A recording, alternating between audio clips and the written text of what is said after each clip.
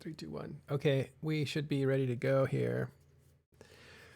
All right, we're gonna have a chill stream today and try to live up to the name chill and relax. Talk about E3. That's 3 E's, standing for Electronic Entertainment Expo. That is a conference where a lot of new video games and electronic entertainment is shown to the country or to the world, and so we can see what kinds of games are coming up next, what kinds of technologies have been developed for games and stuff like that. So we'll talk about that kind of stuff.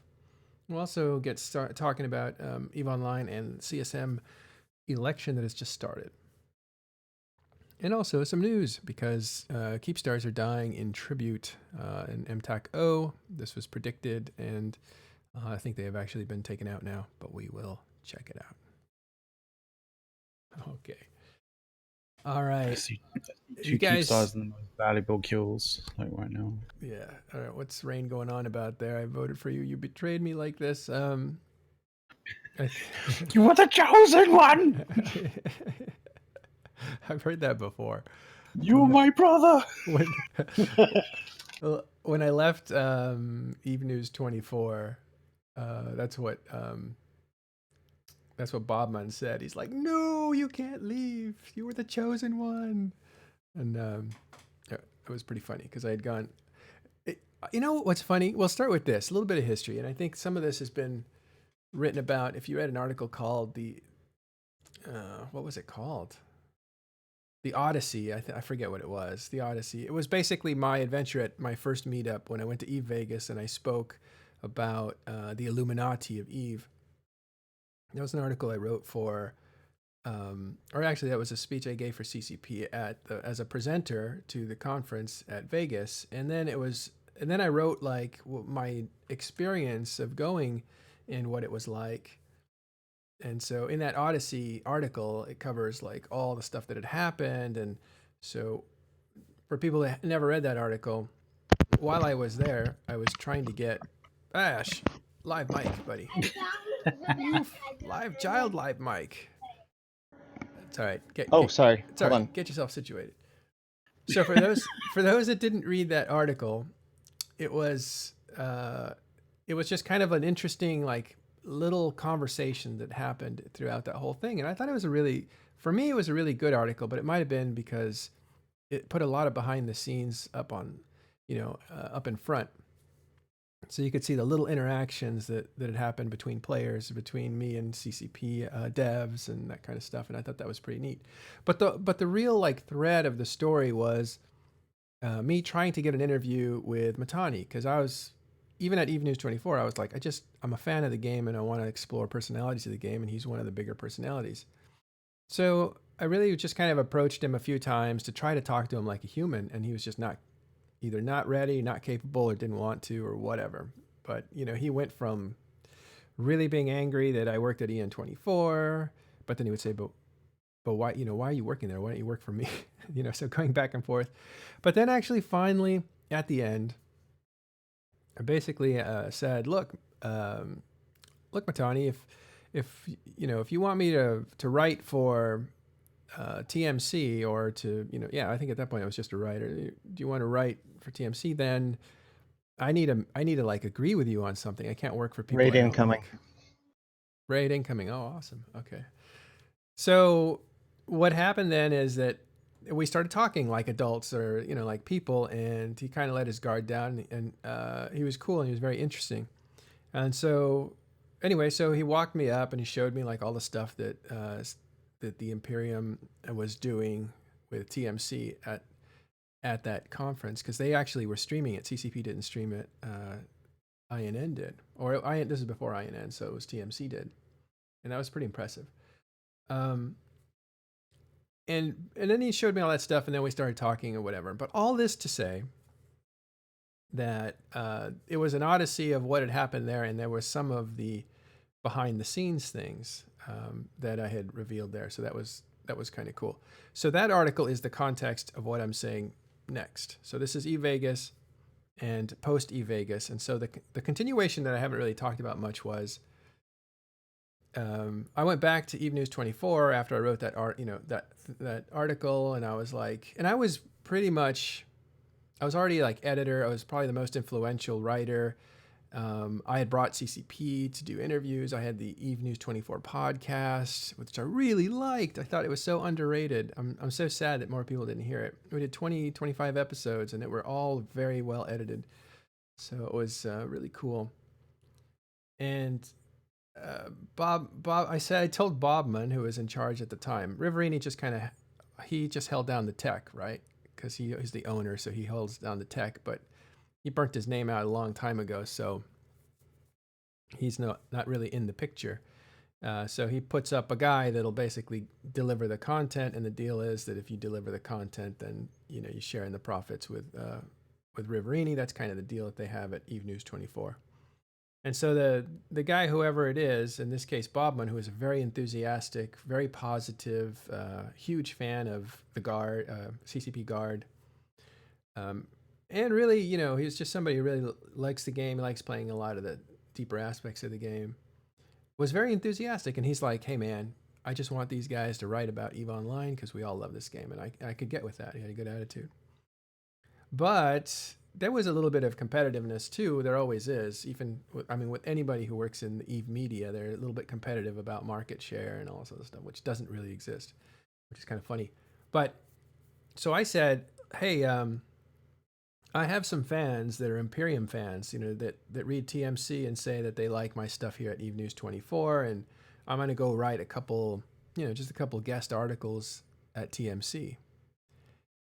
And out of character, he went ballistic, and that was one of the things that surprised me. He's like, no, if you write for them, you're out, and all these like really binary decisions and stuff. And I was like, I'm just trying to expand. I'm trying to get, I'm just trying to write for a different audience to see if they like this stuff too, to see if they're, get more get more eyeballs on the articles and stuff. And then, who knows, maybe some of them come on and read Eve News 24, and maybe we all simmer down and we all talk about Eve, and it's not such a big deal, us versus them. But what happened was, he got really mad, and he's like, no, you were the chosen one, and all this stuff. And it was really kind of sad and funny at the same time.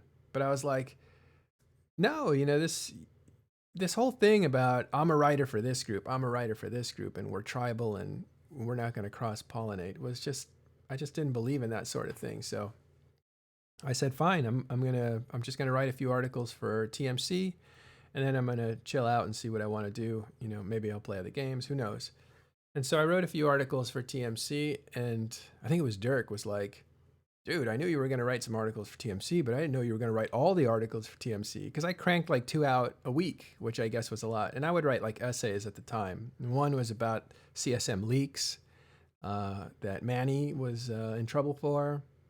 Another one was, I don't know. There was a bunch. There's like 3 or 4 articles that came out right away, and then a few after that. And it was just kind of interesting. But yeah. So it was weird. That transition was very weird and abrupt, and it wasn't necessarily my decision. So in retrospect, for anybody who was like, well, he wrote for Eve News 24, and then he went over to TMC. He's a traitor. He became a goon and all this stuff. Just that, all that stuff is so foreign to me, so separated from me, that it's funny now in retrospect to see like, some of that same stuff coming back about being partisan and stuff like that. It's just, I don't get it. It's the EVE Online is a game, and I like looking at it as a game. I'm not very tribal. Okay, hey, so one little comment. Can I break in here? Yeah, I'm done. Cool. So this morning we received a new message from the 3 Clades, and as soon as that happened, all of the current invasions have started to go down. We have 1 invasion left that is an old invasion, and no new invasions have come up. It looks like major conduits are going to be starting to spawn very soon. Very interesting. What's it mean? I think I know what it means. You think they're moving into a stage 2 already? Well, technically, I think they're actually calling it a stage 3. I posted it in Talking in Stations earlier. Hold on. So they released with a stage 1. And what? They've moved into stage 2 already? I didn't know that. And then they're possibly moving into a stage 3. Wow. Yeah, I mean, like however you want to call it, however you want to number it. I call the first week stage 0 because there were no sites, and then the second week was stage 1, which was the minor conduits, and then today we received subscore action pattern advancing 3, conduit stabilization factor emerging, domain of action luminility procession, secondary action pattern minor orbital sampling. That's one of the interesting ones. Secondary action pattern minor orbitals sampling, force response curve, eliminate interference, disrupt posh lost corruption. And last week it was assess posh lost corruption. So we're not 100% sure what the posh lost corruption is. It could be Sancha, it could be just player structures. We're not 100% sure, but it is going to escalate very soon. Wow. Hold on, let me put that up on screen. You know, there's a new the new video got put out, but I don't think that ARC has put out their translation video yet.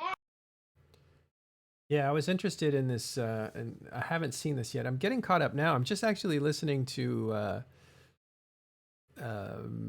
Gobbin's it's basically his address to his group Horde. It's pretty interesting. And I haven't caught this video yet here. I heard that Jintan was part of lore now or something, part of canon because he's in this crawl or something. Yeah, they mentioned the fact that Jintan is doing CSM interviews in the crawl. But the CSM has always been. So this was the one that led to phase 2. You can see that structure is very similar to the asteroids around the minor conduits. And then I just linked the next video. Audio warning. It's loud and annoying. Well, I'll mute it up, unfortunately. Yeah. Where did you send that? It's just in chat. Say it again. You got cut off. I don't know where it is. In Twitch chat. I can post it in let me get Discord Twitch. too. No, yeah, put it in Discord and I grab it. I see it in Twitch. I'll grab it there. Let's have a look at that. You guys have access to it too, which is optimal. So this was sent by, I believe, all 3 clades this morning, which is kind of, I believe, new. I'm not sure. Usually we get one message from a clade at a time. I'll play it with sound. Ash, the last one that Matterall showing now was also sent by all 3. Oh, okay. So the two escalations have been sent by all 3. Got it. Okay, so let's for people that don't know, let's start from the beginning to where we are now, and by the beginning I mean the expansion. Well, I have to go take my son out to the bus in like 5 minutes, and then I'll be back and I can do it then. All right. How about that? Good. Totally sounds good. Let's see. Let me turn down the volume here. So this appears to be, so the first one showed the minor conduits, and this structure that's being shown right now is different, and this looks like it'll be the next tier of conduits. Oh, wow. Kind of looks like which is going to have biological. Who put that together? That's not CCP, right? No, we are getting messages from the actual Triglavian clades. Anyone who owns a Semiosis console receives messages in their Eve mail when these happen.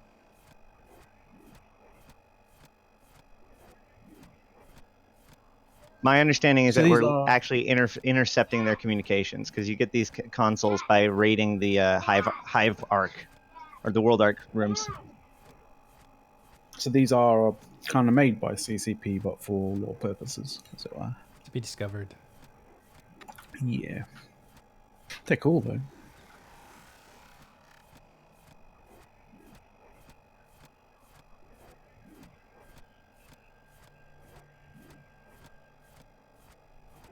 So we haven't had any of the larger sites today, have we, Ash? If you're still here. We have seen no new conduits, but like I said, the current sites have started going down. I see. My assumption is that new invasions will come up, and those new invasions will have the next level of properties. That would make sense. Because, I mean, it was 2 Tuesdays ago they launched the new update. Last Tuesday was the minor conduit, so today would technically be the major ones. But yeah, if we're still waiting off current invasions to go, Correct. then So we'd get last week the new invasions, like as soon as it came up, there were new invasions with the new sites, and then those went down within like an hour or two, and then new invasions showed up, and those stayed around for almost a week, or at least half a week. So today we actually woke up that we had the same invasions as yesterday, but as soon as we got the videos from the clades, they started going down. okay. And that is literally like bleeding edge where we're at right this second. This is fresh as of a few minutes ago. Yeah, like Arc is still like Arc just put out a translation. We're still watching to see whether or not any new invasions come up. This is like breaking news stuff. Awesome. Played a couple more times. All right. Well, we'll check in with Triglavians when you are ready, when you get back. Is that cool? Yep, sounds good. All right. Let me go back and look at some. So let me stop this. Or let me go back and look at some questions because I wasn't catching all this. We got rated by Torvald, which is super nice of him. Yay! Thank you, Torvald. Yeah, that's great.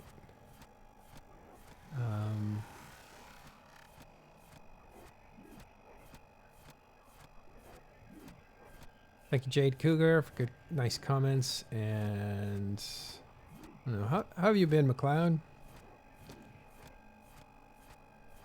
Not too bad. And you, Bard Ghost? I'm good. You? I was kind of wondering, actually. I kind of want to put the interviews up on, YouTube. YouTube, sorry. Yeah. Would there be do you think there'd be added value to that in any way, shape, or form? Do people out there in the audience kind of would you like to see the the interviews that we did up on YouTube or not? Like, how do you guys feel about that? Yeah. Let us know in the stream chat. But I'm kind of thinking of making a few little visual kind of 8 things for it. Yeah, I know you're overworked right now, but it seems like you've just barely caught up, right? I've just caught up, but I've still got the kind of like I don't know, momentum still, right? Mm-hmm.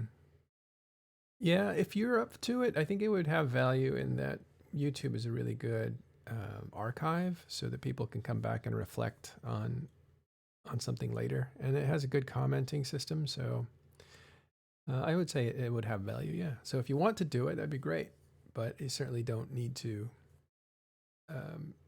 Because I know you need a break. You've done, how many interviews did we do? Like 20 CSM interviews. About 20. Yeah, it was around 20. About 20 CSM interviews. That's a ton. And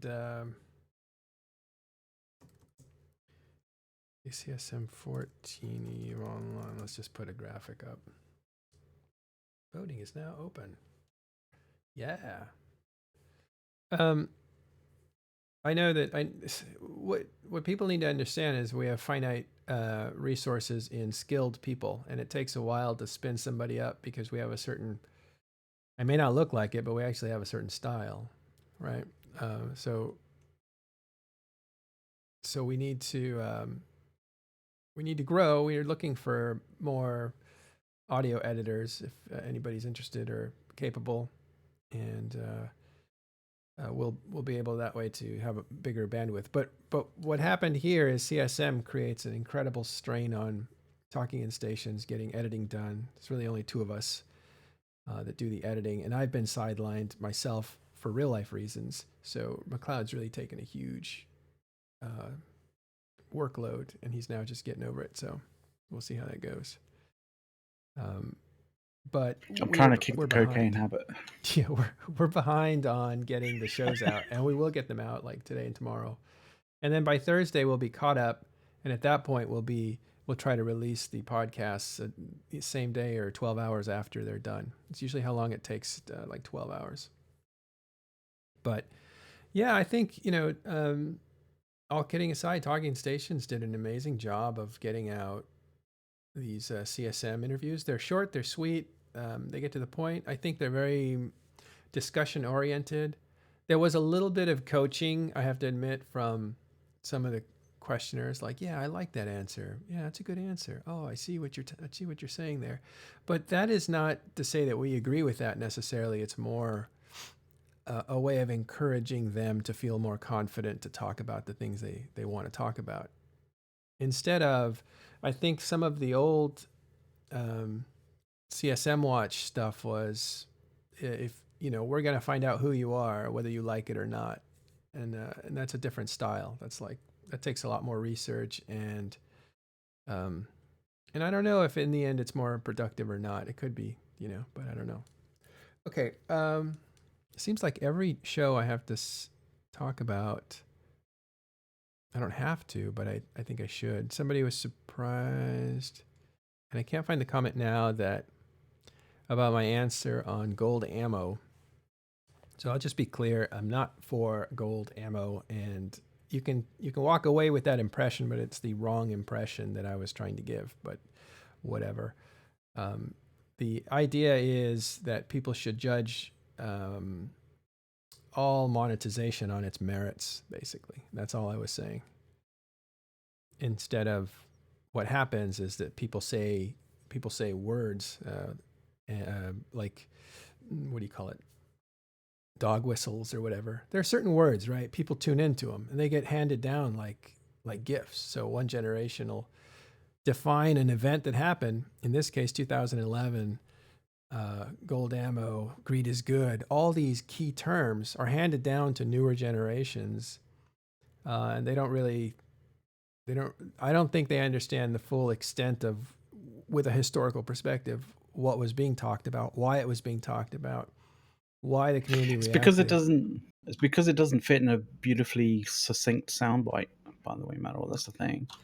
Yeah. And people, there's this, in these modern times, people absolutely adore sound bites because they don't like to, they seem to be almost scared of long form journalism to some degree. Well, they don't have time for it. Everything needs to be digestible and fast and that sort of stuff. But that's not how good decisions get worked out and stuff. So, but anyway, the point is, I don't believe in gold ammo. Although people are having a lot of fun with that, that's totally fine by me. They're not necessarily. I don't know. They're not necessarily telling the truth, but you can't really control that. They're having some fun is what I consider that, and that's totally fine with me. Like, I'm totally fine with it.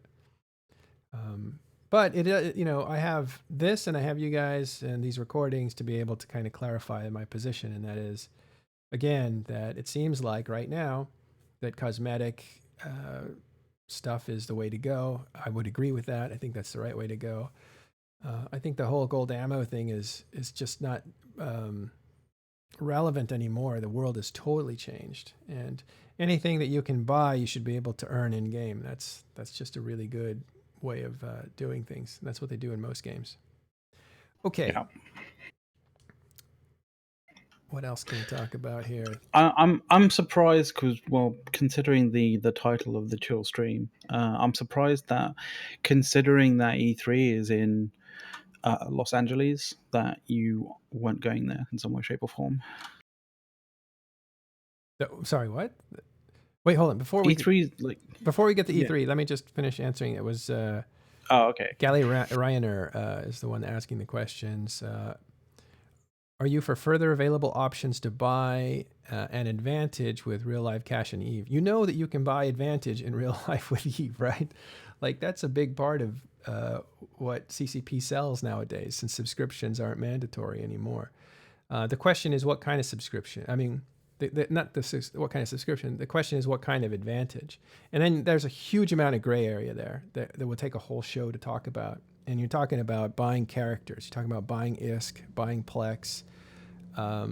There's also the dark market where people buy characters off corp mates. If somebody's leaving and they have a Titan alt, they sell it with real money to the guy next to him. That's RMT, but it happens. It's happened in places that I've seen. So there's all kinds of buying with real money Advantage in EVE Online. It's just a huge gray area. Some legal, some not legal.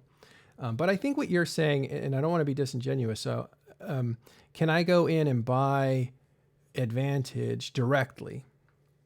And that means buy advantage that cannot be earned in any other way.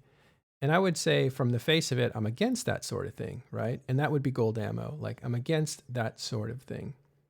And I don't even like I don't think that you can just take an issue like this and say that buying advantage is a bad thing, because it is so gray that you have to say, well, be specifically, what are you talking about? And let's look at it.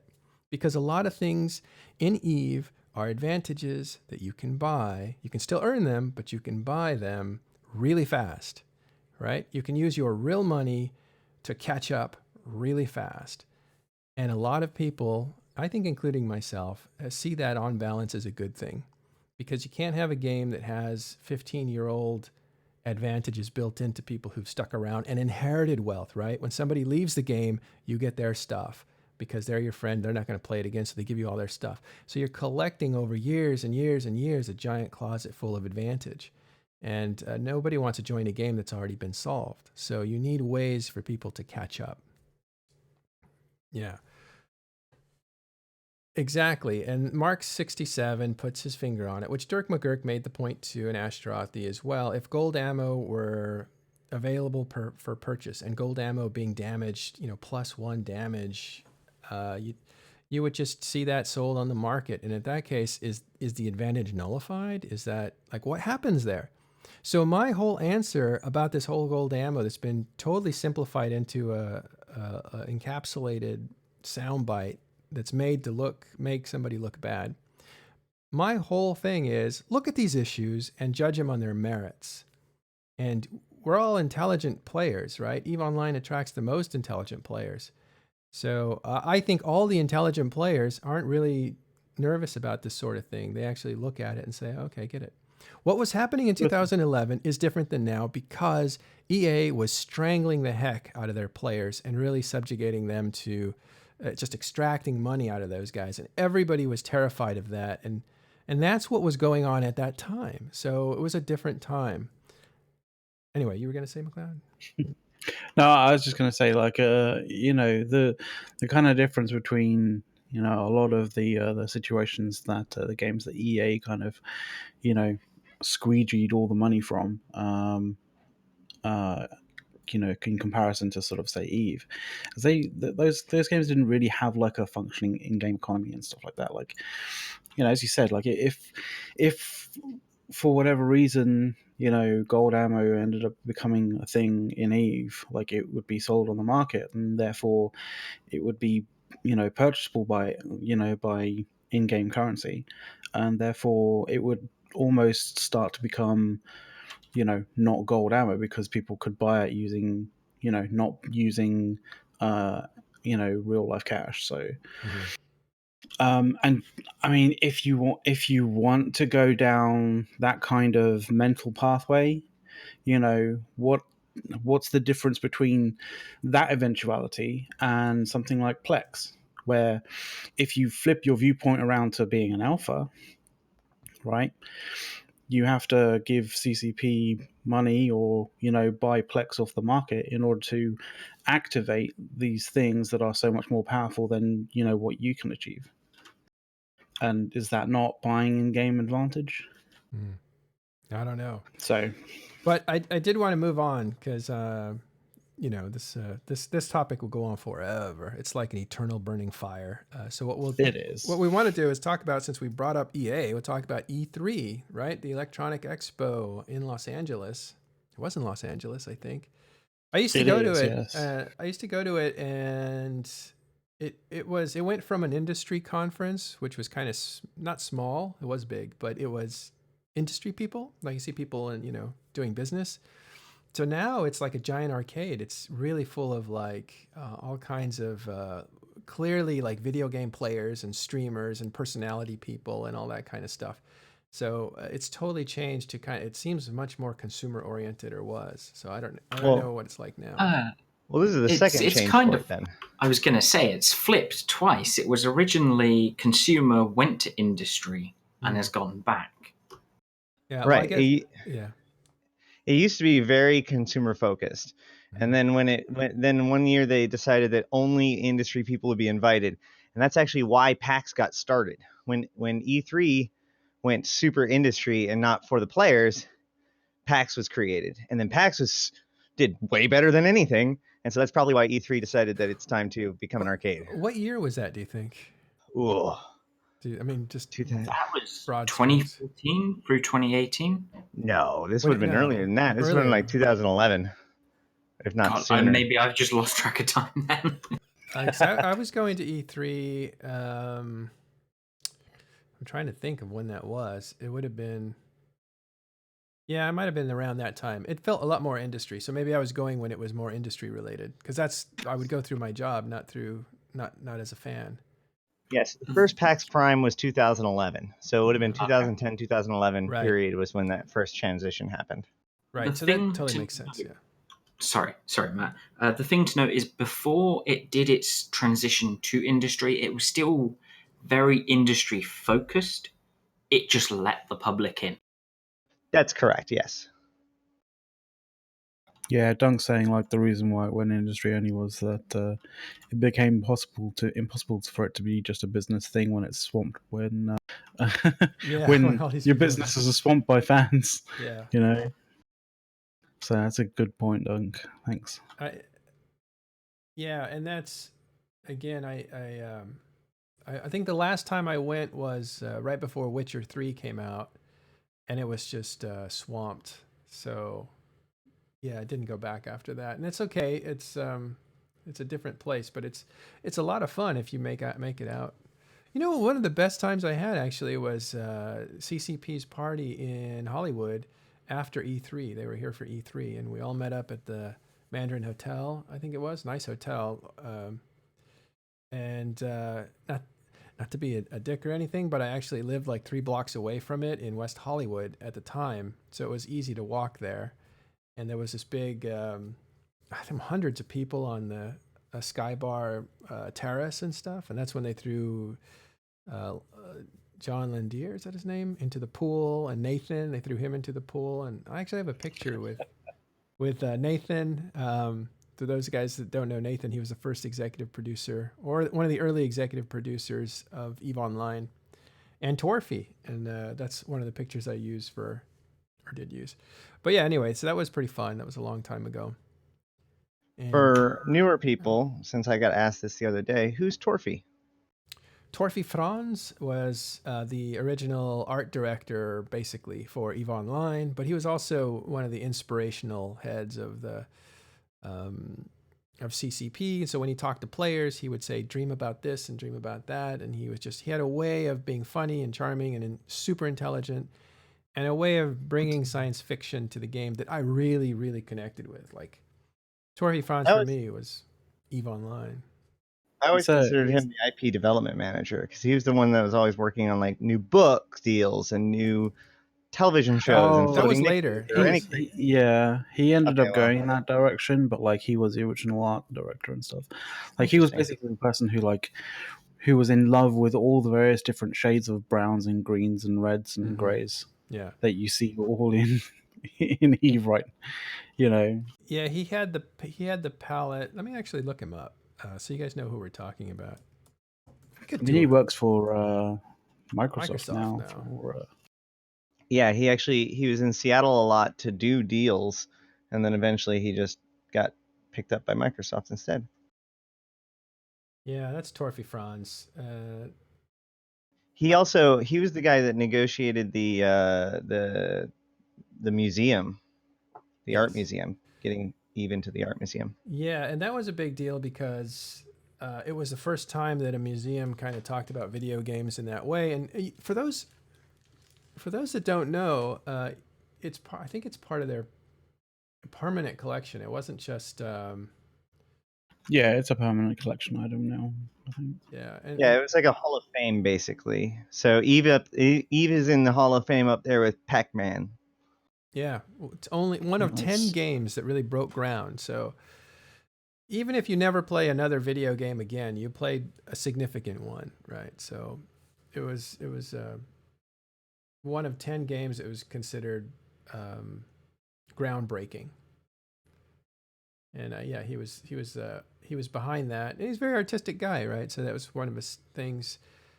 But later he became more of an IP guy as he was kind of removed. I think he was benched. That's, he was a big figure up until Incarna, and then after Incarna he was kind of benched. And I don't know why. I've heard reasons and stuff, but it was really sad actually, because I saw him at Vegas, and I'd seen him in Los Angeles actually, and then I saw him in Las Vegas a few years later, and he was carting around the Nix, right? Like the Nix that was going to sit on your desk, and it was huge, and it was costing like $1,000. And he's like, "Let me show you how it works." And he's like, and he's working with the magnet, and the magnet's like going wham really hard against the table. And I thought his fingers were going to get cut off. I mean, it was that strong a magnet. It was crazy strong. And he's literally wrestling with it on the, trying to get it to work. And he's trying to get it to line up. And I'm just thinking like, that's not going to work. That's too hard. And it's too hard and it's too dangerous. Jesus Christ. And then I was looking at the Nix, and the Nix was very thin plastic. I think it had to be very light to float a certain way. And I just thought, like, that doesn't really feel like it's super high quality. And the Nix never took off. I think they had to refund the money for those orders because I don't know if they didn't get enough, or the company fell through. Like it wasn't CCP. The company just basically up and screwed everybody over, and CCP had to like try to figure out how to mitigate the damage. Oh wow! So the company fell through. Okay. Well, that's too bad. And I felt really bad for Torfi because he was walking around, nobody was talking to him, and he seemed very removed from like all the hubbub that was going on with other devs and stuff like that. And it was a very strange sensation, because to me he was one of the center posts of EVE Online. He was the imagination guy, and I was a huge fan. But he seemed almost like a hermit, walking through this EVE Online thing. And then a few years later, he ended up moving to Microsoft to work on what's it called? Minecraft, yeah. Yeah, it's a small indie game. You probably haven't seen it before. Yeah, didn't make much money. Didn't really do much. But yeah. Oh dear. Oh, thank you, Vapor. Is that Vapor? Yeah. I don't know. Yeah. Anyway, some people just writing me comments here and there. All right, so E3, back to E3. So E3, Electronics Expo. What did we see in 2019? I'll tell you one thing I'm excited about. Well, there's a few things actually I should probably say. Hold on a second. Death Strander. Have you guys seen that? The game is amazing. Death Stranding, yeah. Death Stranding, yeah. It's a weird name, but it is kind of a very strange kind of concept. Like I remember all the sort of like the teaser trailers that they had for it, and it was just like really confusing as to what the hell was going on. I mean, still it hasn't really like. I'm still not 100% like certain as to what's going on with it in any way, shape, or form. So it's still pretty confusing, but at least there seems to be something more than just like sort of a trippy sort of CGI fest. Let's put it that way. There seems to be a lot more substance to it now. Like I think one of the problems with MMOs is they've run across these incredibly deep and immersive environment games that, like Skyrim, like well, I guess if you're Fallout, if you're into like the open world and open sandbox kind of stuff, like these games have become so good and so big. The Witcher, a great storyline, but so big that you don't really need to play an MMO anymore to get that feeling of bigness. You're a small thing in a big world. Now you can just you can actually buy a first-person game that will give you 30-40 hours of content. Look at this last one that came out, Red Dead Redemption 2 was massive, and the AI has become so good. And I'll tell you the big advantage of those games is that everybody stays in character all the time, so you can really not be pulled out of your immersion, which is I think it's a painful thing, right? Like let me give you an example. You go into a movie and you're watching an action film or whatever, drama, and you're really into it, and all of a sudden the boom mic comes down in the shot, right? You're like, oh, you just wrecked my immersion. And people make fun of that, but I think it's incredibly important that when you're captivated by a story, it's almost like you're there, you're taking a trip, and somebody just pulls you out of that trip. It's not a good thing. Well, the nice thing about sort of CGI and Death Stranding and stuff like that is you're not going to have a boom arm suddenly appear out of nowhere. It's all CGI. Yeah, I know. But the point is that So that's nice. interrupting the immersion is a bad thing. And that is always a problem with MMOs that have avatars, because you get captivated by the situation you're in. You feel the fear, you feel the excitement, you feel the thrill, and you feel the power. That's all important stuff. And you're personified through a character that you identify with. And that's important stuff. And then as you kind of come back from, into the city and the populated area, there's all these like macros that people are doing with goofy dances, that are popular in real life right now and have nothing to do with the game, and people are waving their swords around, and it's like, this isn't a city.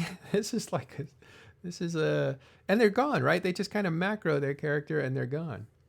Yeah, this is even before Fortnite dancing, Jade Cougar. This is like I imagine that annoys the hell out of you anyway whenever you see it. Like, oh, for God's sake. I like it in context, right? Like if you're playing an arena game, it totally makes fun. It's in context. It's fun. It's a way of communicating. It's like emoticons in the game, but they're animated.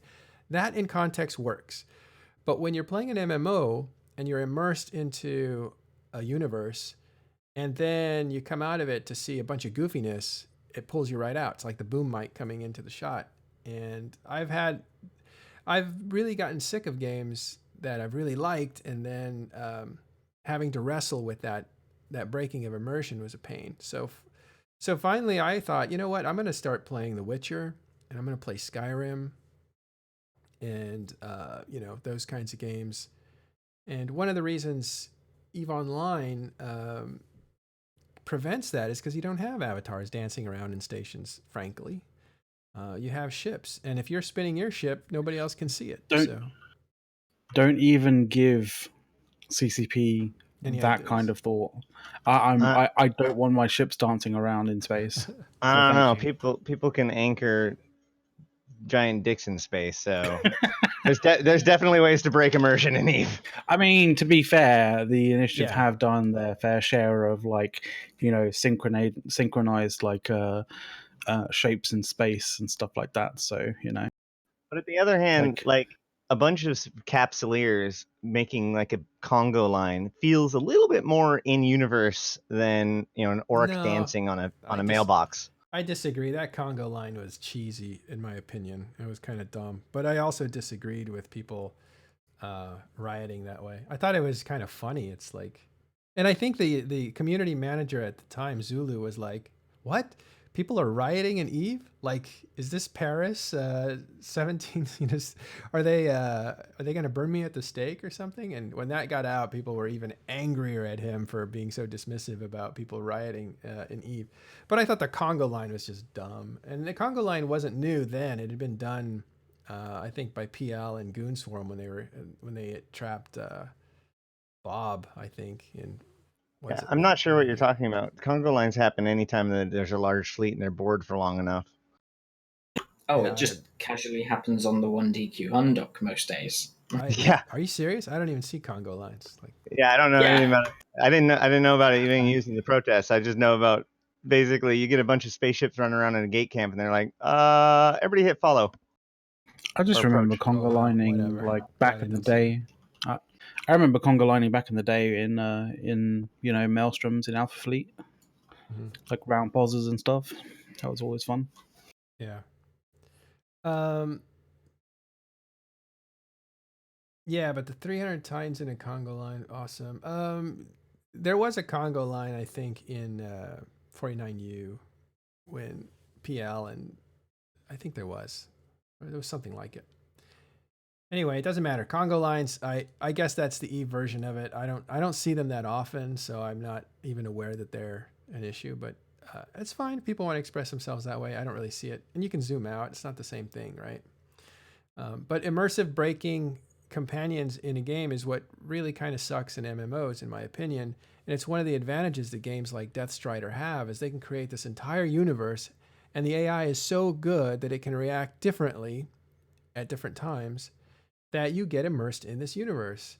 And I think this story feels like it's going to be something that really takes advantage of that open world feel where not everything is shooting things, where you have different skill sets that you need to do, and you're activated as a player and in ways that motivate you to really like to escape things, to really like to sneak around things. So you have stealth, escapism, or escaping, fight or flight kind of stuff. And I just love a game that can approach you in different ways rather than, hey, shoot this target. Like Eve. Well, it's so kind I of like in links. It's why I play Eve, exactly. In links, I added the Museum of Art exhibit video and a link talking about it's being added permanently to the Museum of Art. Yeah. Cool.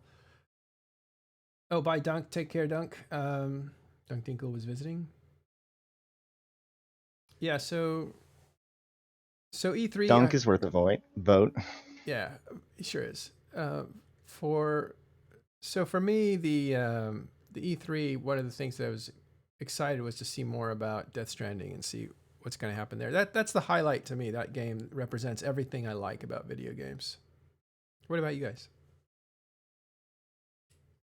I think it's kind of funny because I see sort of two areas of like media sort of coming together, like, or at least getting closer and closer together. Like the whole idea of these very immersive, like very intense kind of gaming experiences, like Death Stranding, right?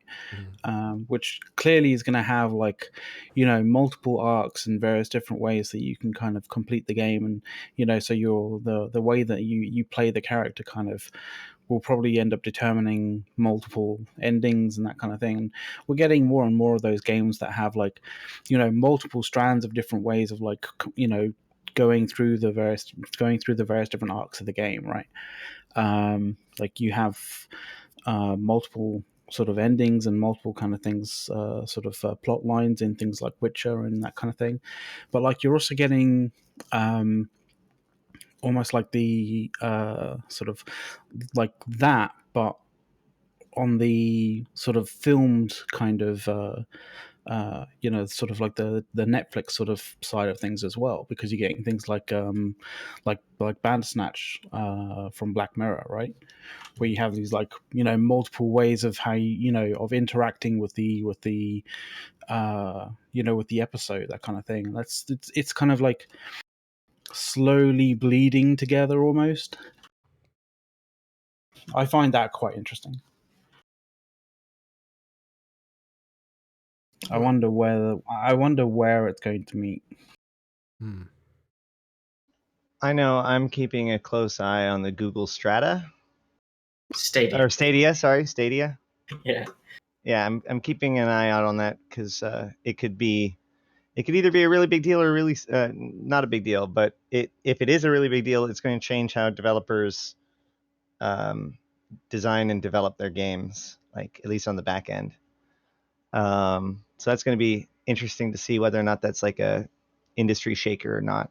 The other thing is that I noticed, and this is kind of across the board, I've noticed that like a lot of these companies that are going into mobile have multiple mobile games that they're coming out, like two games at the same time that both kind of feel like they're the same thing. So Bethesda has two different Elder Scrolls games coming out. So again, like this goes back to the Eve is coming out with mobile games, and Diablo's Don't You Have Phones and all that stuff. Like there seems to be this thing happening in the industry, and most of the current player base, or most of the current users in America at least, or in the the Western world, seem to be repulsed by it, but it seems to be more for a Chinese audience. But I'm really curious to see how this all plays out, because the mobile market doesn't necessarily have to be casual, free to play microtransactions by definition. So it'll be interesting to see whether or not they can actually like make mobile games respected by the gaming community, or and I'm curious as to why these companies, including CCP, are dividing their attention. Is it because they're trying to license it to multiple companies to see who does something successfully, or what? I don't know, but I'm going to be keeping an eye on all of these games to see how they do. Well, Ash, like, what would you say? What would you say is the point of like making a mobile version of games when you have, the potential of things like Stadia being able, where you're able to play things like, Assassin's Creed Odyssey on your mobile phone at full resolution, at all the resolution and like the smoothness and clarity of, well, I mean, relative clarity, right? Because you're playing on a smaller screen and stuff like that. But like, when you have the capacity of being able to play like a large, like a AAA kind of game that you can play on PC just as well, but you can play on like your phone. I kind of have to wonder why get into creating games specifically on a mobile platform when you have things that can be potentially streamed to a phone that is as good, if not better, and not have to worry about like creating a secondary or tertiary kind of development strand just for making something and porting it over to a mobile platform. Well, I think that the first part of that answer is that the people who are making Stadia and the people that are making the mobile games are not the same people, right? They're basically different bets on the same concept. And what it really boils down to is this. There's a GDC talk that I watched where they're basically breaking down a whole bunch of stuff. But one of the things they talked about was how they broke down a person's day, and they're like, oh, well, they spend 8 hours at work, da da da da da. And as it boils down, there's basically 2 hours out of the day that an average person has control over what they do with their time, right? And so as a video game developer, not only are you competing with every other video game for that time, but you're competing with every other source of entertainment for that time. Movies, television, Netflix, everything, because that is the only time that they have for those kinds of things. And given the fact that our attention economy has basically maxed out, it's now a zero-sum game. In order for me to get your attention, I have to make sure that everybody else doesn't.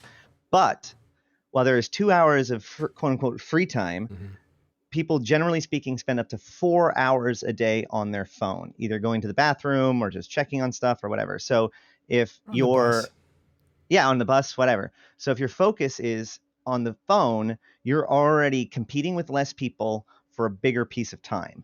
And so as a designer, it's you can look at that and say, well, that demographic has a lot more potential. I think that's very true. One of the things I saw somebody say about Skyrim was, I couldn't get into Skyrim until it came out on the what is it? Switch? Nintendo Switch. Yeah, they said that was the missing element. Is I don't have time to sit in front of my TV to be immersed into a universe. Like, that time is limited. It's interrupted if you have kids. And so you don't get that, let me go into this world. And then you're constantly fighting, things to not get distracted. But when it's on a Switch, you take it with you, and then you find the moments to dip into it, and it becomes a lot less stressful. And that was one of the things that he was saying, which I thought was very interesting. And I just saw that somebody said that The Witcher 3 on Switch, well, that would be pretty amazing.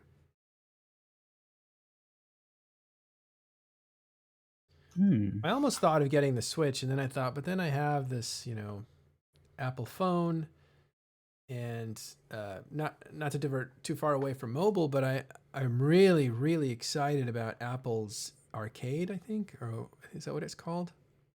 I think that's what they call it. Yeah, that to me could be a big deal, because I love art games, and to keep away all that commercialization outside of the experience, I'm all for that.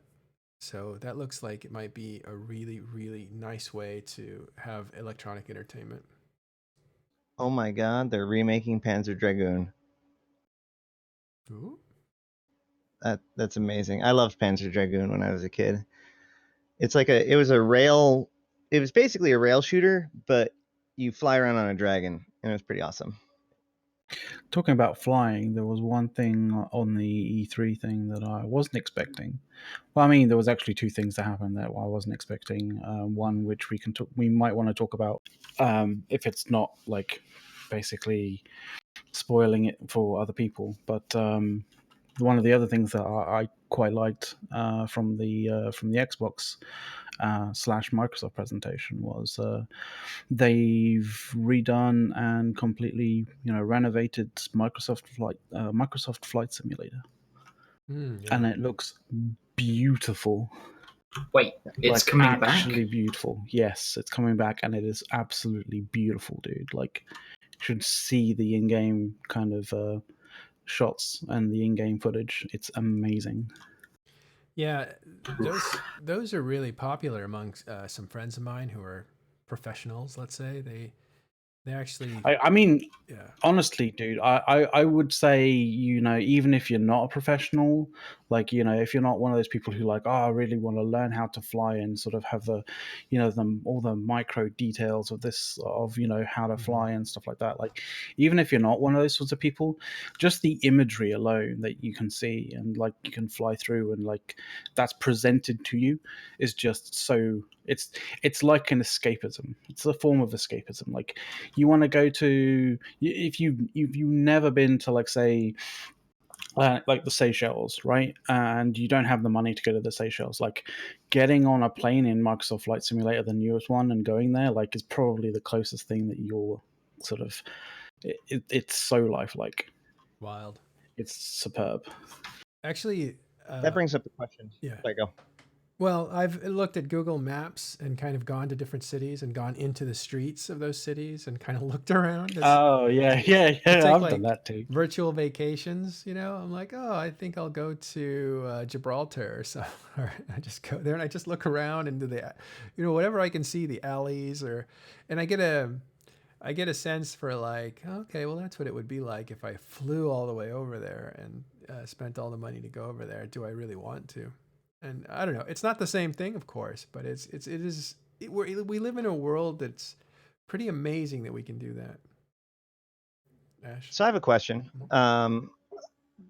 We see a lot of remakes coming out. In fact, Nintendo just announced a whole ton of remakes. Now,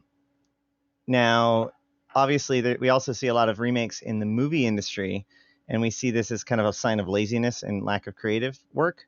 But at the same time, a lot of these really classic video games are both unplayable because the systems that they were on are non-accessible, or maybe computers have moved on past the point where they can even play these games. And B, I believe that like the technology at the time were limiting, and therefore the graphics and stuff are now kind of a barrier to entry for people to enjoy it in the modern day.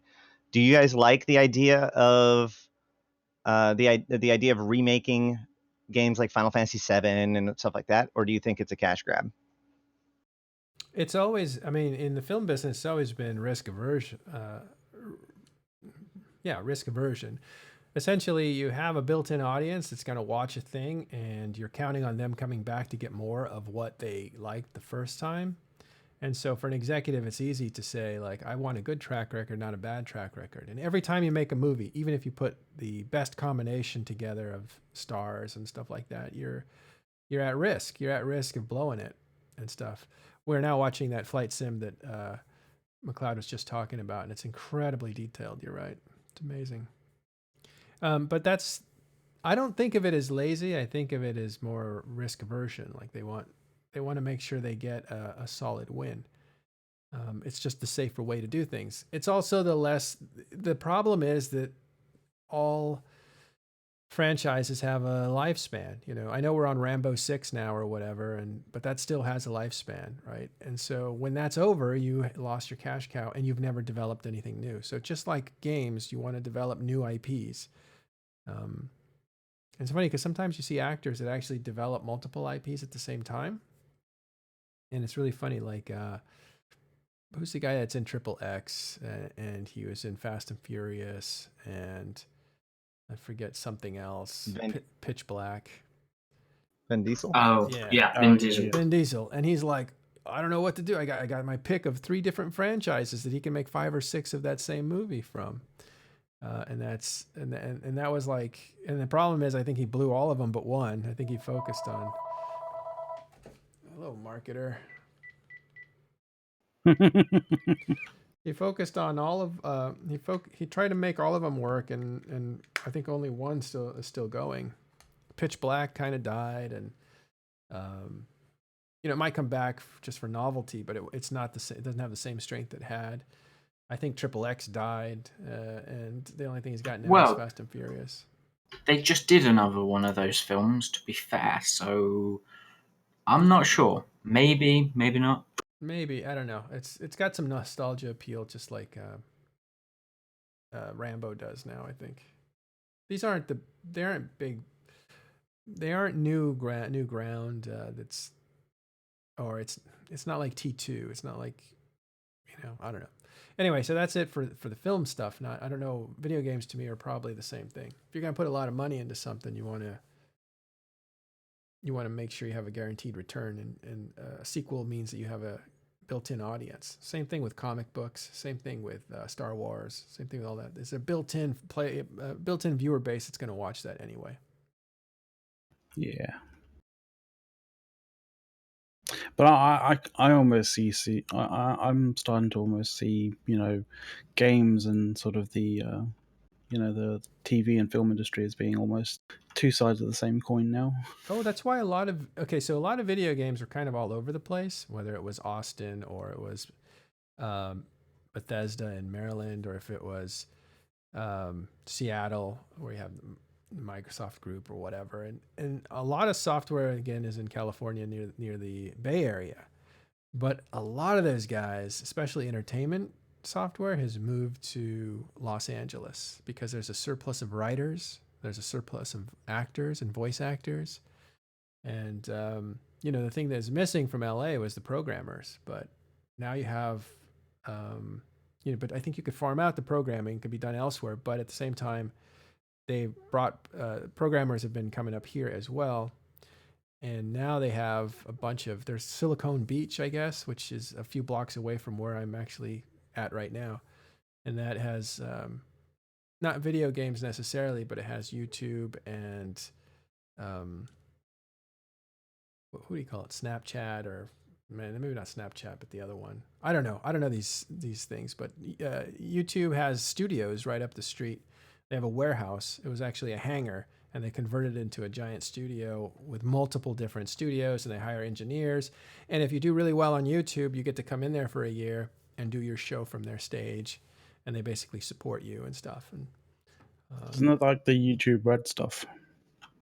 Yeah, probably. And it's them basically like allowing people to create content. You don't get paid, I don't think, but you get supported. So you get use of all the engineering equipment. It's like public access used to be in the 80s. Yeah, they'll pay to create the content, like all your expenses for the content kind of thing. Or like, yes. Then like your proceeds are basically the proceeds that you make off that from, digital advertisements and stuff like that. Right. So you probably get access to that. Or you get a cut of it, I think. Yeah. So that's what they have. That's actually just up the street. And there's other places. I mean, there's a lot of people moved into this now, this area, all around me, really. That's why the house value in this area has doubled. And it was already expensive. But now houses, if you own a house with a yard and a backyard and all that kind of stuff, your house is worth at least twice as much as it was worth in 2007. Put it that way. So 12 years ago. And we're talking like a lot. What Matterall's trying to say is he lives rich. shoulder to shoulder with influencers. No. But this area is just really circled with Venice Beach, the marina, Playa Vista, where a lot of those businesses are. It's really all around this spot, and it's like, yeah, it's crazy. The other thing that Matterall was trying to say is Iceland's going to have to get a whole lot more trendier and hotter for him to go over there and work for CCP. Dude, that's my favorite. That's what was cracking me up as Alpha Star, I think, decided to lob some insults my way. He's a guy from Horde. And said like, oh, or I think this is a narrative out there that my CSM bid is a job application for CCP. And I just found that hilarious. But I also I understand that people have to have their own context, right? And so where some people think that would be a reward, I look at that as kind of a punishment. Like I would never go work for CCP. Like I never. They don't have the right beaches and everything. It's not that I don't like the company. I clearly do. It's more like I'm not going to relocate myself and my family away from 72-degree weather to Iceland. That's just never going to happen. But that kind of stuff, it's not really about you as much as it is about, we don't want someone else, we want our guy, and here's the multitude of reasons, like a shotgun blast right on every other person, and why Gobbins needs to be on the CSM kind of thing. It's not as much personal as it is a reinforcement of their own stuff, right? I don't know where it comes from, but I thought it was funny. If that narrative gets going, I want to help it grow because it's really funny to me. But I think Gobbins should be on CSM. He's actually a brilliant thinker. I think I really admire. And I don't mean thinker as in strategist in the game and stuff. He might be that. I don't know. But what I appreciate is that he looks at larger picture stuff a lot, which is kind of cool. And I can appreciate that. I just want to say that if you are trying to get a job for CCP, you did it wrong because they just filled CCP Guard's old position. So, I mean, you went the wrong direction. Sorry, man. Who finished? Who finished? I mean, sorry. Who got the job? Was it? We don't know yet. But somebody. But it's yeah. Not I made a joke to an unnamed CCP member because I applied for the job and got rejected. And so I was like, I wonder who's going to get the job after I got rejected. And they were like, you'll know soon enough. So yeah, apparently they're just like, they're now in the process of like in processing and all that stuff. Because they picked out somebody from the community, right? That's what they wanted. They wanted somebody who was around. Like, cool. I don't know. They didn't want me. That's all I know. Manic velocity.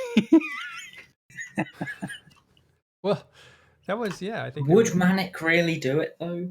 He said no. I don't know. He said no, or it would be a hard sell or whatever. He's a young man, so maybe it's easier for him than most people. But he's also, I think, married and stable and all that other stuff.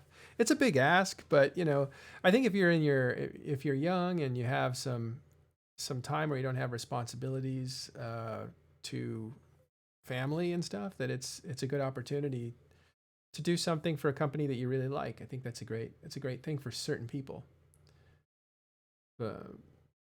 And I think Manic said that it wasn't for him, although he'd be probably really be good at it. But you also have, for that particular position, you also have some you have to have thick skin, and you have to be like a mass, like a real sort of positive sort of person, right? Like you need to be very much a glass half full kind of person. Yeah. Well, not just that, but honestly, the community side of it, as it were, like how you get along with everybody, is almost secondary to the actual skills that are necessary, which is all a lot of coordination skills, communication skills, and they're not just in front of it. What? You dipped out there at the end, but sorry. Oh, I said they're not just up there in front of a camera goofing off. Like they do a lot. Guard does a lot of work, or did a lot of work behind the scenes, and that is the skill set that they're going to have to hire for. Sure, I think those guys are multi-talented. They do a lot of different things. I think even Lilo is really, she was a community person, but she was also doing Russian stuff. I think some localization stuff. I don't know how much of that she did, but she's also like, a fire juggler. So it's, I don't know. CCPers are very interesting people. And the one thing you can rely on is that CCP will find passionate people to keep the game going. I don't think they hire half-assers in any way. people super passionate about the game. But yeah, so anyway, I think all that is kind of funny, and it'll be interesting to see who the new community person is. Well, Well, I don't know if you want to allow a sidetrack, yeah. but the little war that could in the South, Yeah. Definitely did. big news. I saw a Titan go down earlier. Oh yeah, for sure. So, and that was the classic, jump instead of bridge. Oh, that's what happened. Ouch.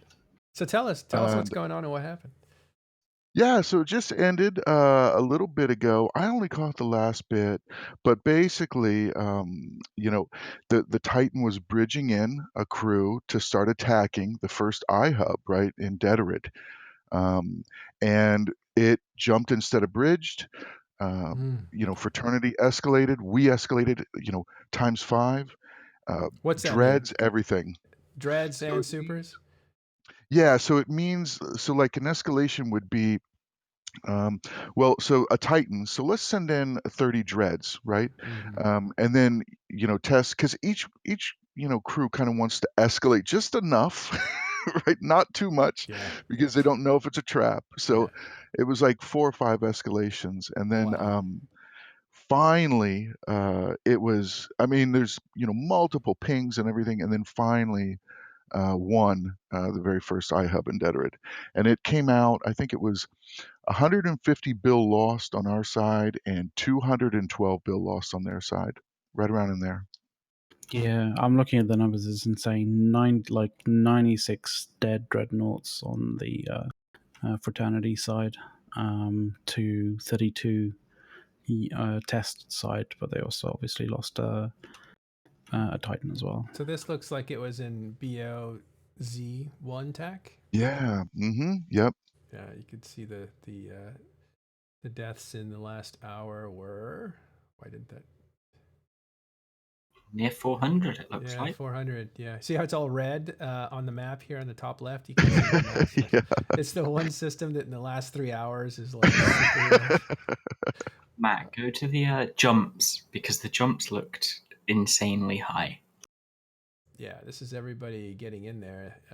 So in the last hour, 1,400 people were jumping into that place. Wow, that's a Dang. fight.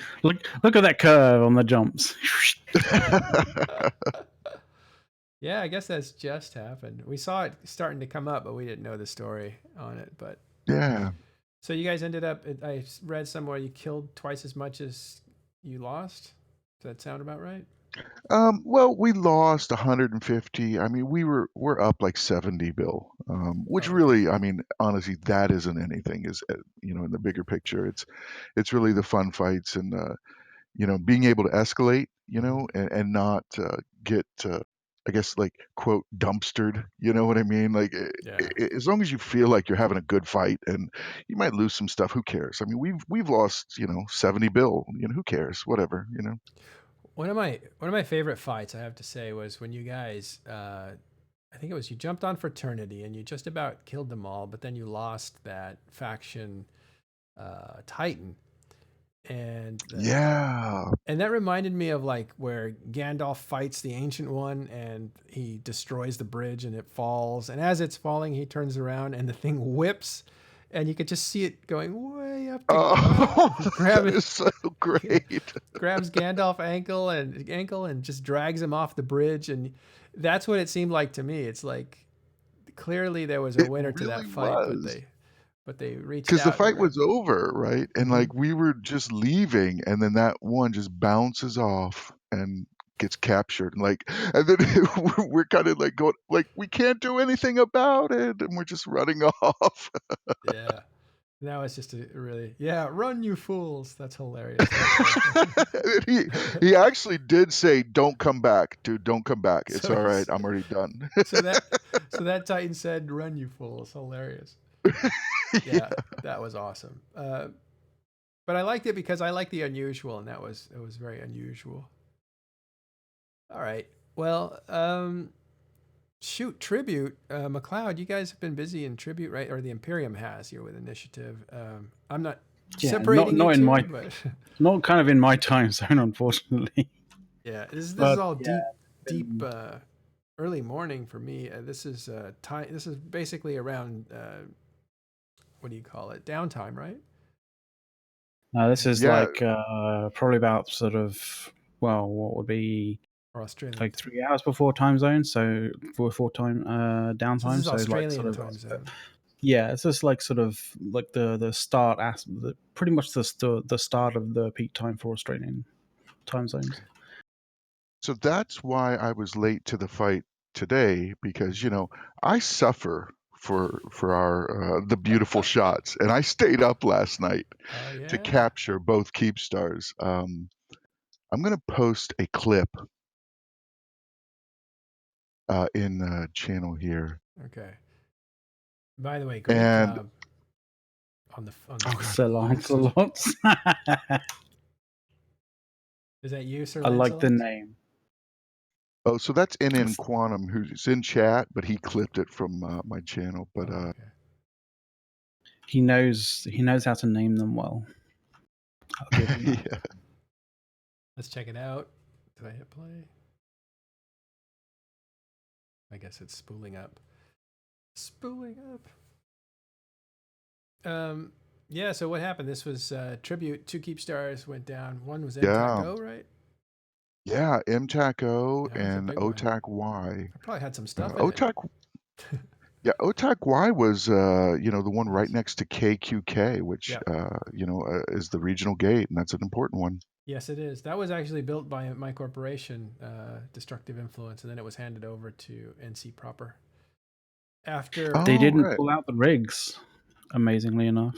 yeah, I don't know who's in charge of logistics for the alliance, but yeah. The after I mean, props to them for not doing that. Like, to be fair, like I think it's a bit of a shitty thing to pull out rigs.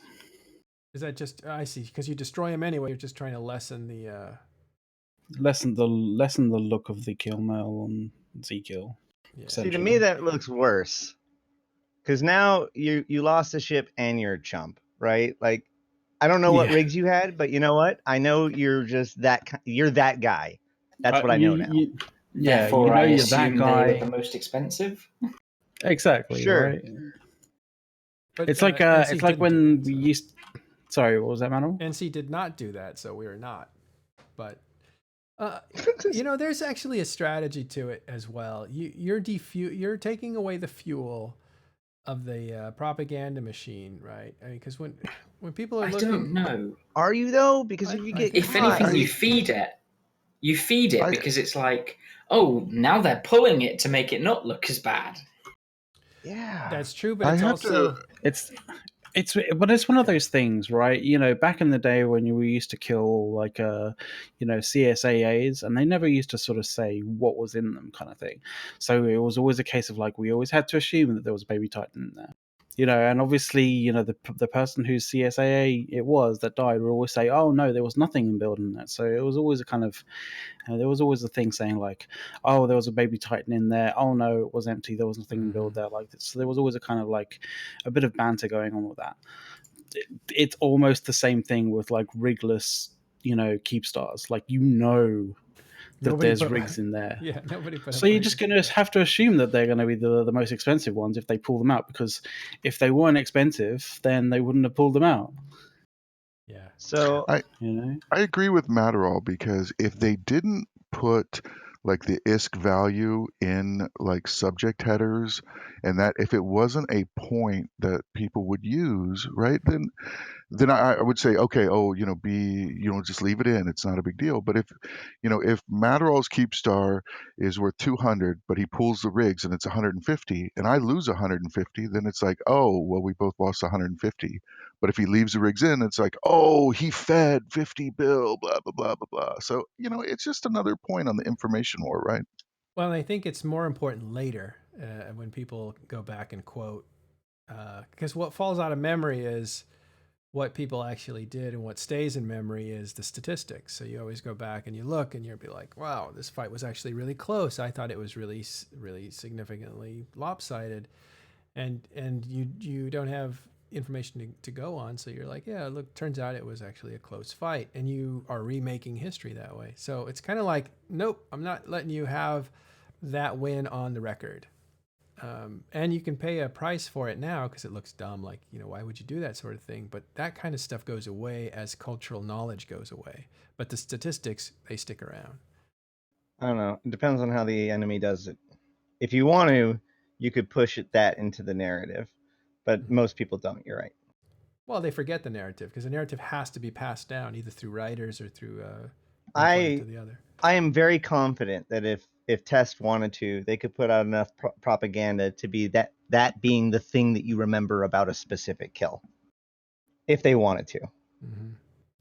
Yeah, that's true. And listen, we're not making fun of NC because they didn't do that. No, yeah. This is a total hypothetical. I do want to, if I could, go back to the Titan. Yeah. Because I was actually using my wireless, so I was in the other room. But the funniest thing about that is, if you guys remember, when they changed it so that way there's a little red exclamation point to let you know that this is the wrong choice. Everybody's like, "Oh my God, we'll never see another Asakai again!" Never underestimate people's ability to make a silly choice. I mean, even if it had like a "Do you really want to do this?" and then another thing saying "Do you really, really want to do this?" like, you will still find that person who goes, well, yeah, of course I do. Yes, Yeah. of course I do. Yes. Oh no, I didn't want to do that. Oh. The third video literally requires you to watch like the Battle of Asakai sped up before you get to go. Do you want to end up like this guy? Okay. Oh, by the way, Jade Cougar, you're unmuted if you wanted to talk. It's Perfect. Thank you very much. Hey, dude. Hey. Yeah, I was one of those guys that was there, actually, as well. Exactly that screen that you see right there. I was flying in the middle of that with our Logi. That was a scary experience. You must have been like, I feel woefully inadequate in this particular scenario. Yeah, pretty much. Especially when the FC is yelling, "Okay, guys, some idiot's not turning his lance off. Get out of the way now.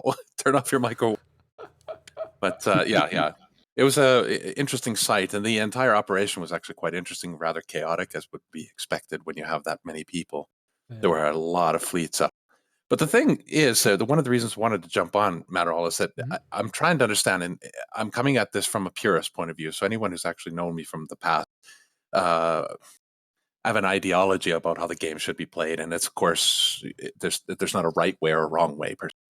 I've always been fascinated when it comes to this kind of war scenario where one side just happens to take off and dock up, essentially.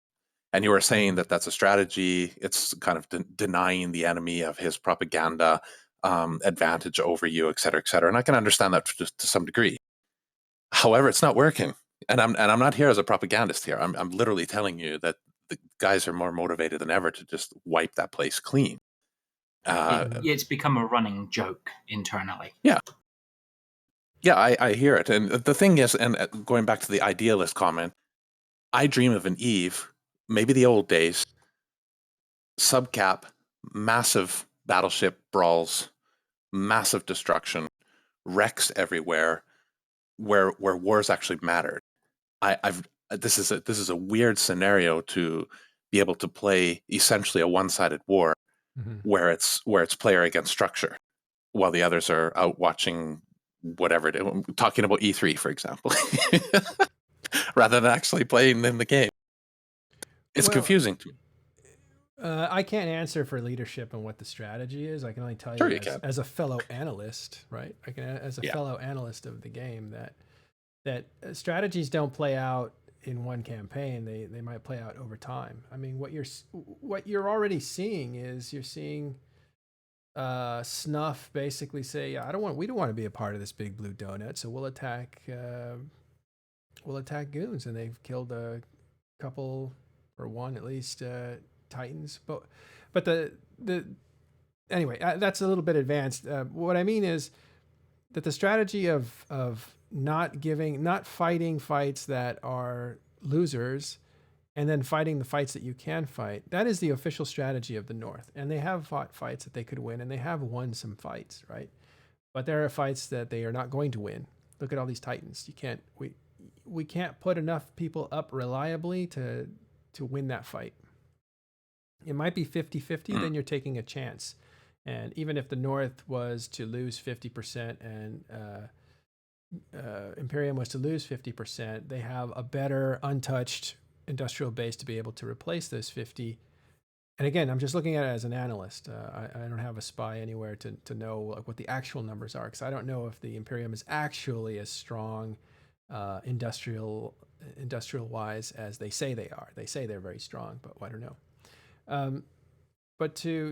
So you can't win this fight. You're not going to take this fight. That Keepstar is going to die. That's just a given. And that works out for most of the region as you move forward in a slow and methodical way. What we could prevent is you being overextended. So when Boat or whoever tried to do a headshot and take out the staging system right away, we were able to prevent that because you were extended and our strategy worked to delay your super capitals from getting there while we fought the subcap battle. And while we were doing that, we actually managed to wipe out the fleet that you guys, or the two fleets that you guys had. And so, you pick the fights that you can, and then if you can't, you roll over.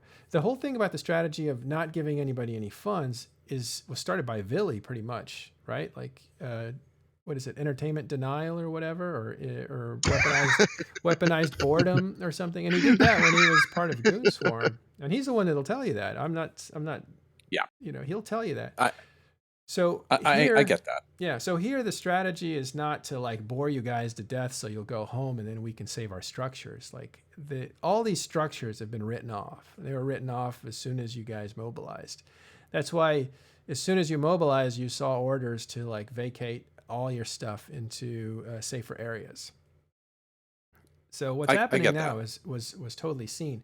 What may happen later, and this is something that'll be interesting to watch, is the dynamic of the game when you have a force that's this dominant. How many people want to be allied with the safe money all the time, right? You're going to see people who are like, I want some more risk. And so you might see a fracturing of people. You saw that with Honey Badger or the Money Badgers, right? That force was bigger than the Imperiums. That fractured for its own reasons, though. Well, of course, it fractured for its own reasons, but part of the reasons were that nobody wants, especially the people who are from different cultures, want to stay together just to win all the time. They want to fight each other and that sort of stuff. So you saw that fracture relatively fast, actually. And that was a running joke of cracks are forming. Every time there was a fight between two leaders in that coalition, people would say cracks are forming. And it was kind of a meme, but it was kind of true. And sure enough, all those cracks came to fruition and totally disintegrated the force that was able to wipe out the Imperium from the north. Can the same thing happen to the Imperium? It depends on leadership in the culture. And so you may see that. So it's not a strategy. It's just going to be, kind of a side effect of being overly dominant. And again, it's not a northern strategy. That's just where we're at if we look at it. I understand from your point of view what you're talking about. If you look at the alliance level analysis, I guess what I'm looking at is an even higher analysis, the macro environment that is EVE Online. If you have one side that is certainly capable of delivering some level of mass damage to another entity, and they dock up, and another entity is able to just glass over your stuff. Okay, there's some stuff being destroyed, but I'm talking about the overall ecosystem of the game where there could be massive battles. I mean, of epic proportion that could be dwarfing Asakai. I mean, that's what I'm talking about. Real good old war again. I mean, people are so risk averse. Why? People don't let it go. People, it's human nature. You're not going to fight a fight you can't win, but you will totally dogpile on a fight you can win. In fact, you'll be there and make sacrifices to be there if you're going to win that fight. It's just natural. That's why, to me, World War B Casino War was very boring. And this is also boring to me. But you guys are having a great time, which is fine. And some people in the North had a great time when they were winning. So there are going to be people who are having a great time and they're like, hey, little turtle, why aren't you fighting back? This is fun. We're supposed to be having fun. We're supposed to fight and have big fights and be fun. And it's like, no, that's not what this game is about. This game is life or death, winning or losing. It's not about good fights. It's not about just entertainment to entertain yourself. It's about it's about winning. Everything is about winning. And Whatever I think winning actually means. yeah, Sorry, Rob, Yeah. go ahead. it's rinse and repeat winning, but winning is a demonstrating power. And if you're prevented from demonstrating power over, or just you guys are demonstrating power, right? You're wiping out structures, you're wiping out wealth, right? But I, I wealth would is say replaceable. it is winning by any means necessary. If that's by force, then that good. If it's by trickery, then good. If it's by changing the narrative to redefine winning, then fine. Exactly. I think it's about winning. That's the thrill. That's the memorable thrill. It's not about good fights, The only thing we remember about Thunderdome is that people had fun. That's all we remember about it. But we don't remember any of the statistics or what actually happened, or right? I'm talking about Delve Thunderdome in 2011 or 12. And that's when Good Fights was kind of starting. Test came around and they're like, hey, we heard about this big game. We heard about Asakai. We just want to fight, And Nully's like, yeah, we'll fight you guys since you're not experienced. And there's 10 of you to one of us. And that feels great. But it wasn't for land. It wasn't for territory or anything else. And it really didn't matter. Was it important in the South that Test or Legacy and Winter Coalition were fighting each other? No, it wasn't important until that NIP, non-invasion pack, was lifted, and now it's important, and now everything means something. So I think that's what people look for, is they look for meaning in combat, and I think one of the ways that you starve your opponent is to keep meaning away from that. Now, Well, that's one of the big three: autonomy, mastery, and purpose. Right. So purpose is the thing that the organization provides to you. yeah, Right. They teach you so you have autonomy. You play the game and gain mastery, but it's the organization, and it's the cause, and it's the whole of it. The fact that my actions are being part of something bigger than me. That's that purpose, and these are the three things that cause satisfaction. yeah, and I think what the North is doing, and then we'll wrap up, is essentially trying to downplay the meaning, right? They're downplaying the meaning. It's almost like we didn't really, and that's a big thing, right? We didn't really want that anyway. It was just, Correct. we just had Lessen the blow. Yep.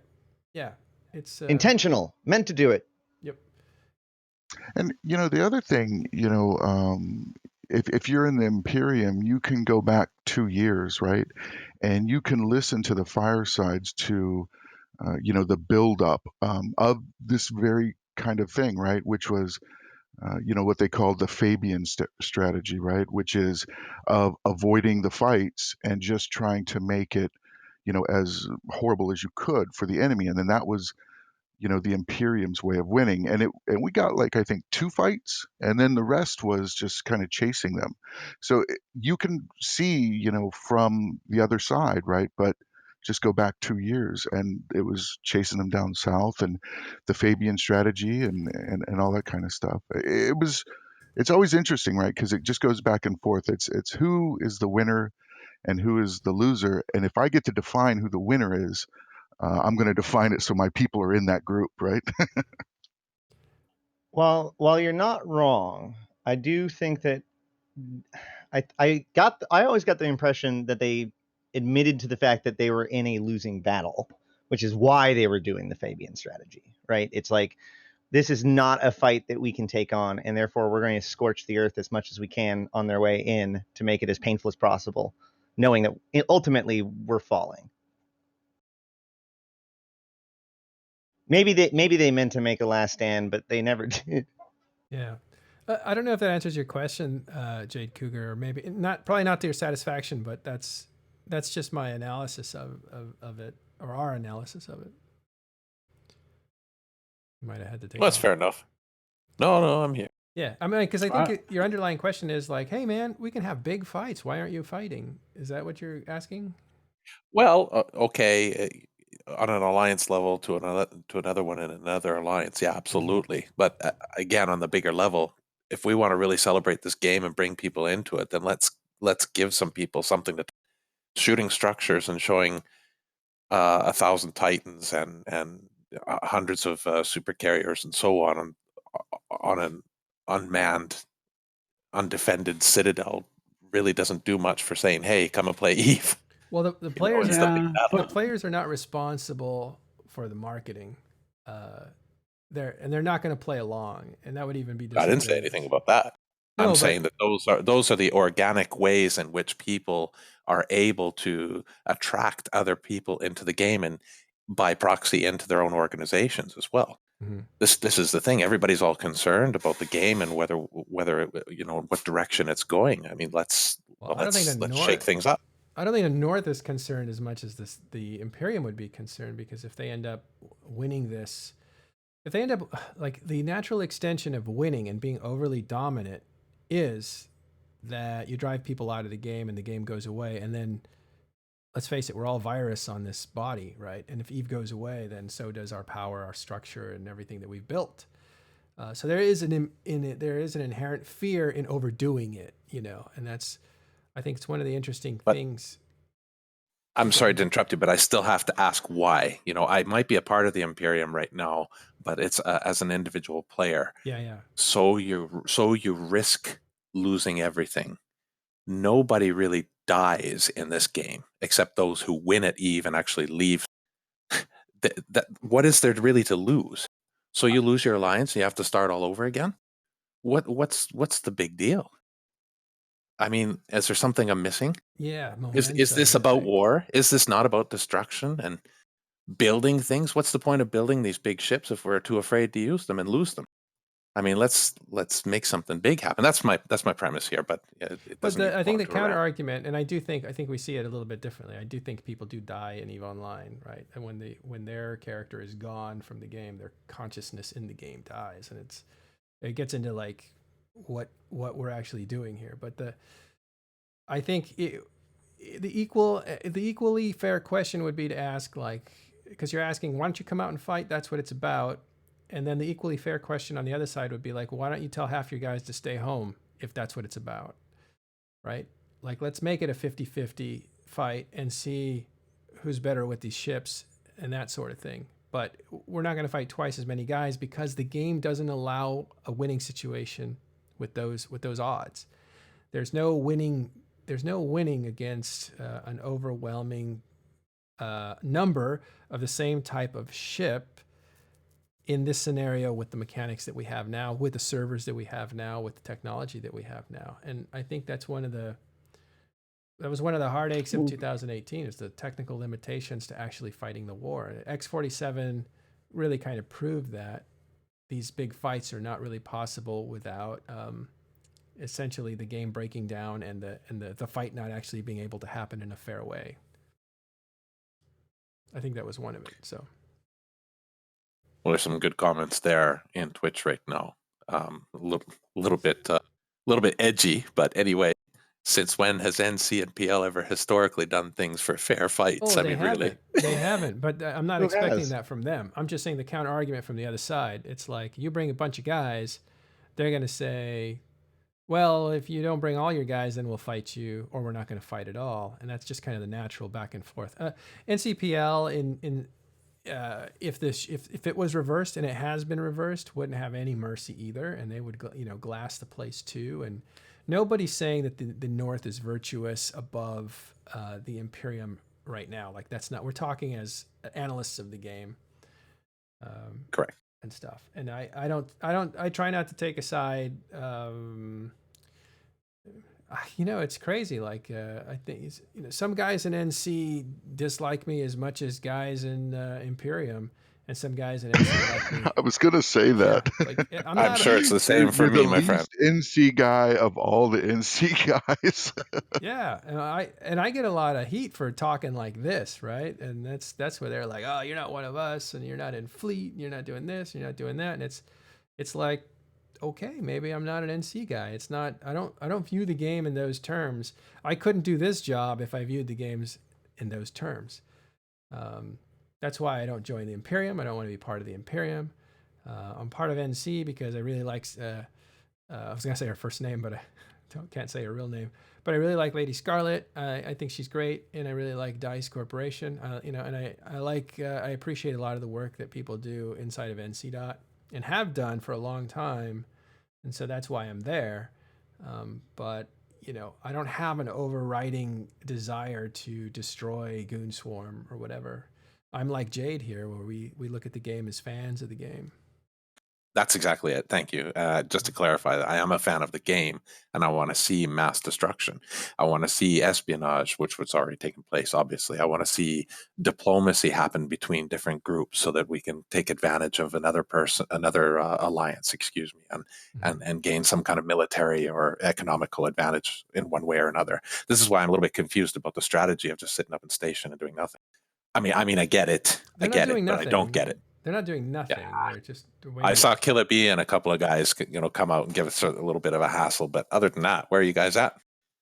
Where'd you go? Well, we're not doing nothing. You know, oh, good, Ron. so, you sitting in your station and being bored, if you think about like the meta upon the meta, like that is hopefully, you do get bored and hopefully you stop logging in or you go back down south. And then when the numbers thin out, they'll start, coming out like a sand viper, right? So that's sort of, the kind of thing, right? It's like there's so many levels of meta that it doesn't necessarily mean your team meets on the battlefield and my team meets on the battlefield and we fight. It's more of what other way, can I, move the goalposts, or what other way can I fight? Because at the end of the day, right, all we want is to keep up morale with their own people, and we want people to keep logging in and still show up to fleets, right? So you don't want to go into a fight that you're going to be, devastated in. But what you would go into a fight that you might lose, right? If it's a little, then you might take that fight, right? But if it's 1,000 to 500, you're not going to take that fight. But if it's 650 to 500, yeah, you might take that fight. So I think that's what it's about, right? It's that meta of trying to thin out, the sheer monstrosity of what is, burning the tribute, and thinning it down to where they can start to fight. So maybe that's, And part of the meta, right? I think the other, I don't know. Do you want to answer that, Jade, or not? The other part of it. Sorry, the other part of it that I was going to say was that meaning is a very big deal. I think Ash pointed that out, and so you don't like sacrifice your alliance, their well-being, without meaning. And so to fight this fight, because this is what the game is about, ends up creating a fail cascaded alliance. And one of the things that these alliances all live on is momentum. And you can see what happens when momentum dies down, like PL. PL had a few setbacks and their momentum kind of went away. I think it was overplayed, but but basically these guys rely on momentum to keep the illusion up, to do all the things that these people need to do. They have to believe in this illusion. It's think about it. Think about all the sacrifices, the real life sacrifices people make to be in an alliance and to be a good part of that alliance. There's a lot of sacrifices in time and knowledge investment there. And if you lose that momentum because people don't believe in your ability to win, that's going to make it much harder for you to form up again. Somebody else has to form it up, but not you. And that's one of the reasons that you see people, PL and C, very careful about the fights they pick. Well, this is true. Yeah. And it's annoyed people because they've had such hot winning streaks, but the reason is they've been very careful about how they deploy power. And they've been very careful when they fought Brave. They were very careful not ever to get beat by Brave, right? Because that would create an awkward situation for them. So it's a very much a curated momentum experience, and that's what they have to do. It's not easy to do either. And Red Thoughts just reminded me in chat. I just have to say this again. The 64-bit client. Like if I was in Japan, like I would marry the 64-bit client, because these visuals are unbelievable. Like what you're showing on the screen, full graphics, complete with hundreds and hundreds of Titans, and it is absolutely stunning. I am every day impressed by the 64-bit client. Yeah, and watch Ron's channel to see a lot of this stuff live. He's been covering it like aces, so that's good. Wow, I'm late. I got to get going. I wish I could leave this on for you guys, but I got to shut it off. I want to say thanks to everybody who showed up. especially Jade. I'm sure that Ron will be able to link his stream, or at least the video that he got of that fight. Yeah. Yeah, it's Watch already it in there. themselves. We're also going to raid Ashtarothi to take you into the evening and afternoon. So stay tuned for that in just a second. And, well, what else do we want to say? It is now CSM election time, so go and vote for your favorite guys and put them where you want them. And Yeah, so I would say, if you're smart, if you're a decent person, you would put Matterall as number one. decent. If you put Matterall as number two, questionable. Or a less Like, decent we'll have to look person. over your resume. Not true, Uh-oh. but thank you. All right. So we'll see you Thursday. And there's Talking in Stations Thursday. We'll get the last week's podcast up and out, and then we'll catch up on Thursday. Enjoy the fighting in Tribute. Enjoy the fighting in Detroit. One real quick thing. Yeah. One real quick kind of thing about the stream. Thank you very, very much, Hoffman. He gave five subs out, which is absolutely fantastic. Thank you, dude. Super generous guy. He's done that a Dude, few Hoffman times. is so nice. I had to give him a special tag in my channel. Like, he's such a supportive guy. Like, you just can't say enough about him. Yeah, it's, really love to see that kind of support, for other people's benefit and stuff. It's great. Okay, let's raid Ashtarothi. Sorry I have to run. I'd love to stick around and talk Eve all day, but I got to run. So here we go, guys. Thank you, Hoffman, one more time. Really appreciate it. You don't have to do anything. Just keep watching this channel, and this will hypnotize you right into the next area. So here we go. Take care. Have a great day, everybody. And thanks for coming on, everyone.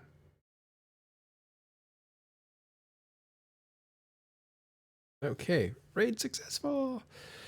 Getting better at that. All right. Thanks, everybody.